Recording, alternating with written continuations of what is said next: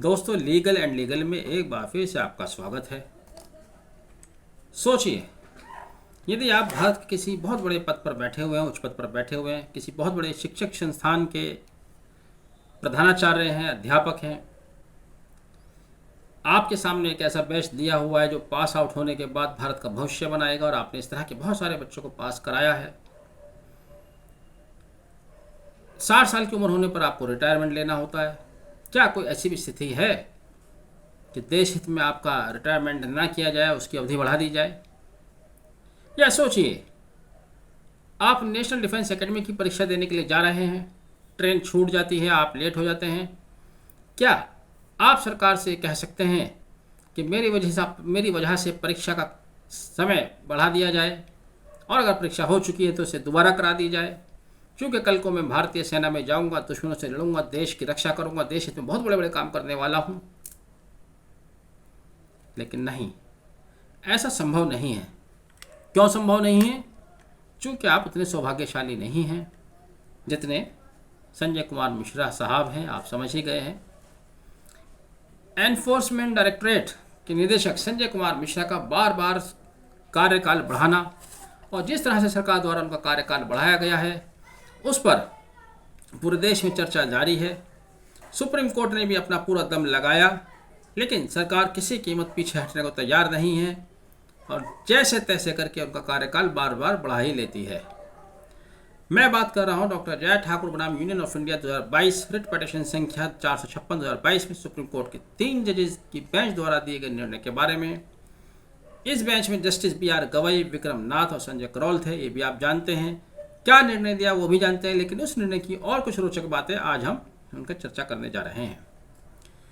Supreme court ने larger public interest को ध्यान में रखते हुए ईडी निदेशक संजीव कुमार मिश्रा का कार्यकाल 15 सितंबर तक बढ़ा दिया है।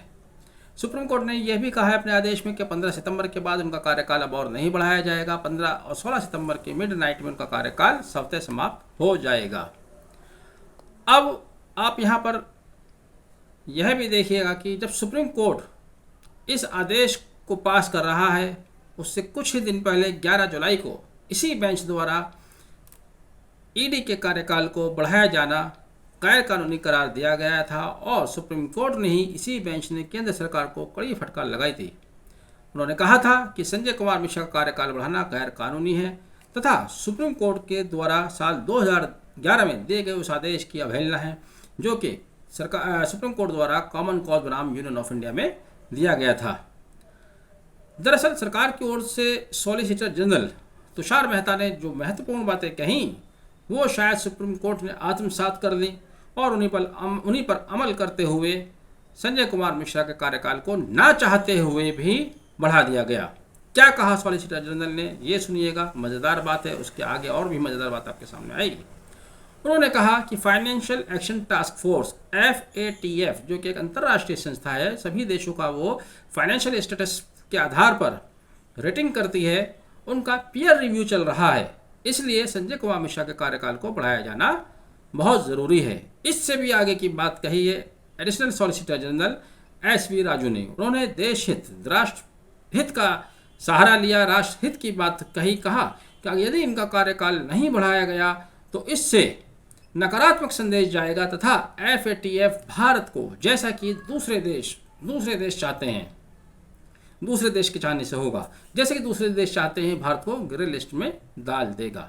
अब भारत का ग्रे लिस्ट में रहेगा नाम, या व्हाइट लिस्ट में रहेगा, या किस लिस्ट में रहेगा, ये निर्धारित करेगा FATF, और FATF फाइनेंशियल पोजीशन के आधार पर निर्धारित करेगा। इसमें दूसरे देश किस तरह से भारत को ग्रे लिस्ट में डलवा सकते हैं, यह एक अजीब सी बात है। यहाँ पर बहुत से सवाल पैदा होते हैं। एक महत्वपूर्ण सवाल ये कि यदि ईडी के कार्यकाल का विस्तार बढ़ाने से भारत ग्रे लिस्ट में जाने से बच सकता है, तो आप ये जान लीजिएगा कि FATF द्वारा जो पीयर रिव्यू किया जा रहा है वो साल 2024 तक चलना है, जबकि सरकार ने सुप्रीम कोर्ट के समक्ष ईडी के कार्यकाल बढ़ाने की अर्जी केवल अक्टूबर 2023 तक ही दी थी।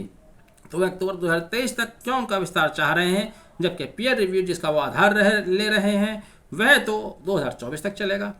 इसके अलावा और भी खास बात देखिएगा, मज़ेदार बात जो है यह है कि FATF के लिए जो उत्तरदायी व्यक्ति होता है, उत्तरदायी संस्था होती है, वो रेवेन्यू सेक्रेटरी होता है, ना कि ईडी।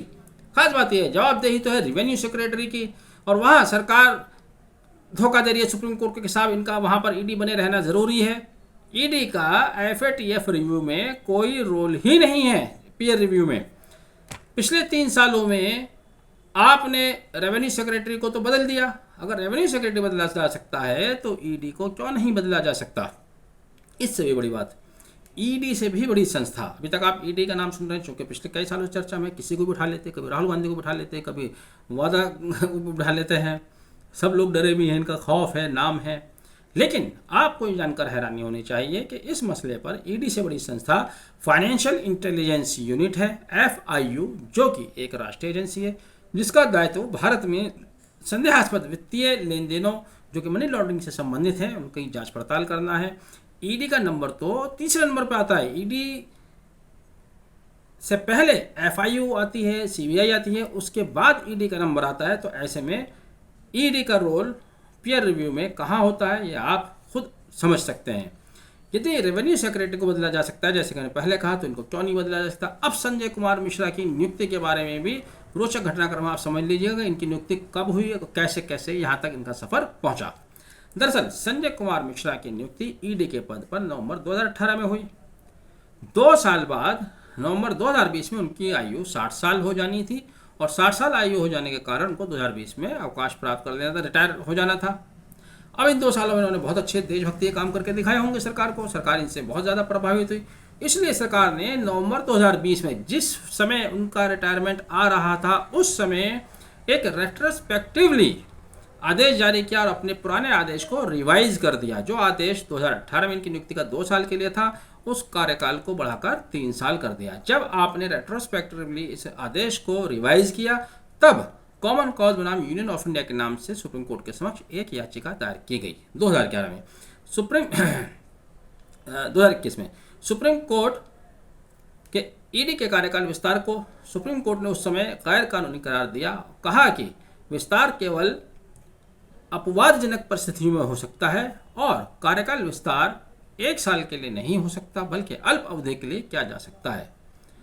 अब सुप्रीम कोर्ट के इस आदेश के बाद ईडी को हर हाल में 2021 में रिटायरमेंट लेना था, रिटायर हो जाने थे, लेकिन रिटायरमेंट से 3 दिन पहले, देखिएगा केवल 3 दिन पहले सरकार 2 ऑर्डिनेंस लाती है और इन 2 ऑर्डिनेंस के द्वारा 2 कानून में संशोधन किया जाता है। पहला the Delhi special police establishment act 1946 और दूसरा the central vigilance commission act 2003।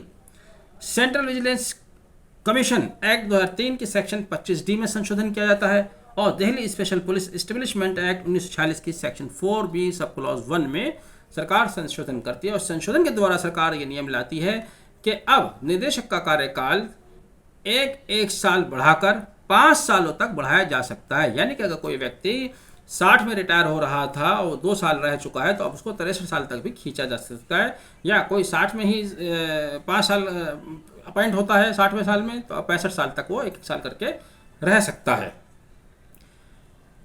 अब ये सब कुछ होने के बावजूद भी सुप्रीम कोर्ट ने इनके जो ऑर्डिनेंस लाए थे, ये जो संशोधन किया था, इसको निरस्त कर दिया और संजय कुमार मिश्रा के कार्यकाल विस्तार को अवैध ठहराया। लेकिन फिर भी इस सब के बावजूद भी सरकार किसी तरह से संजय कुमार मिश्रा के कार्यकाल को 15 सितंबर 2023 तक बढ़ा ले गई। जो सरकार द्वारा संशोधन किए गए थे 2 कानून में उनको सुप्रीम कोर्ट द्वारा स्ट्राइक ऑफ किया जा चुका है। इस सब के बावजूद भी उनको 15 सितंबर तक का एक्सटेंशन और दिया गया है। सरकार है, देश हित में काम करती है, कर सकती है, और ये सरकार जो भी करती है अपने पास से कुछ भी नया नहीं करती। ये सरकार वही करती है जो उसको विरासत में पिछली सरकारों से मिला है, पिछली सरकारों से सीखते आए हैं। यहाँ पर एक रोचक तथ्य अगर आप सुनना चाहते हैं तो मैं सुनाऊंगा। हमारे गुरुजी ने हमें बताया था, जब हम बीकॉम कर रहे थे, इनकम टैक्स पढ़ा करते थे, तब गुरुजी ने बताया था कि एक समय की बात है, नाम नहीं लूँगा भाई फिर और लोग नाराज़ हो जाएंगे, या तो लोगों को मनाना बड़ा मुश्किल बात है।